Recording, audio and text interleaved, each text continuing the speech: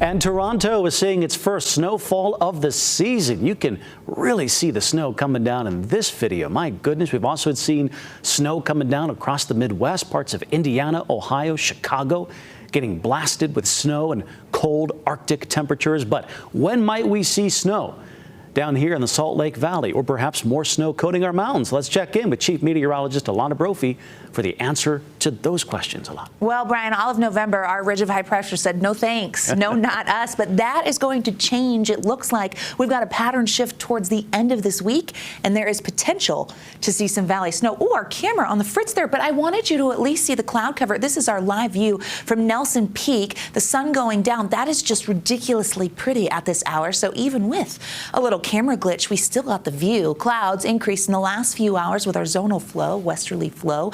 We've got high pressure in control, and that's really kept us dry and quiet through the weekend and for the start of the work week. That will also hold on as we head into tomorrow. Unfortunately, along the Wasatch Front, that means some air quality concerns because we noticed that haze. Live view from Alta, pretty with that view. And then you look towards the Salt Lake Valley and you can almost make out that inversion layer. We are going to eventually get rid of it this week, but right now the inversion layer sitting just below 5,500 feet. So that's the benches. So we know that it's been building for the last few days, and we trap those pollutants. The haze becomes smog, and we don't want that. We'd rather have valley snow, and I hear you on that, and those changes are brewing. Tomorrow, air quality for portions of the Wasatch Front from Weber County south to Utah County has the potential to see some moderate air due to elevated particulate matter. Now, we'll be clean in the West Desert and forecasted to be clean in northeastern Utah, but we know that haze can be stubborn. We will change it, though, because the winds begin to pick up. I'll show you where and when. As we look at our Black Desert sky cam, that's also putting on a show.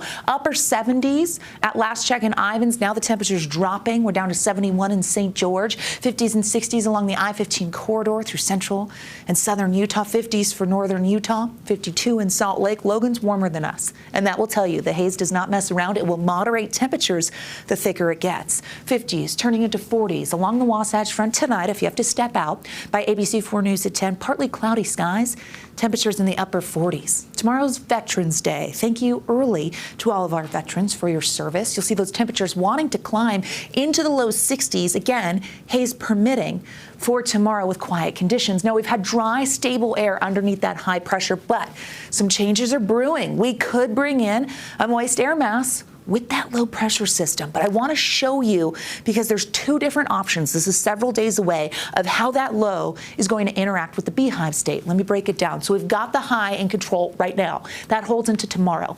Starts to slide a little bit, but you see the development of the low. Now, as it gets closer, we get to the midweek, Wednesday into Thursday. Thursday's really going to be windy with those southwesterly winds ahead of this incoming low. That's going to result in warm conditions. We're going to see temperatures spike, especially on the western side of the state. Salt Lake will be part of this, warm and windy, before we deal with this low. Okay, so two different scenarios. This low could split, and if it does split, we could see it split over Utah, and we still could get some light precipitation and some cooler temperatures. But if it remains an open wave, is what it looks like right there, and digs south, it's going to bring widespread wet weather and cooler conditions. So we're talking about rain throughout the state, and then the front comes through, and we get colder air. Now, if moisture is left over Friday into Saturday, it looks like there's potential if that cold air moves in and this open wave occurs for our first valley snow. Can't rule it out. So we are not far behind, and it looks like another storm system rolls in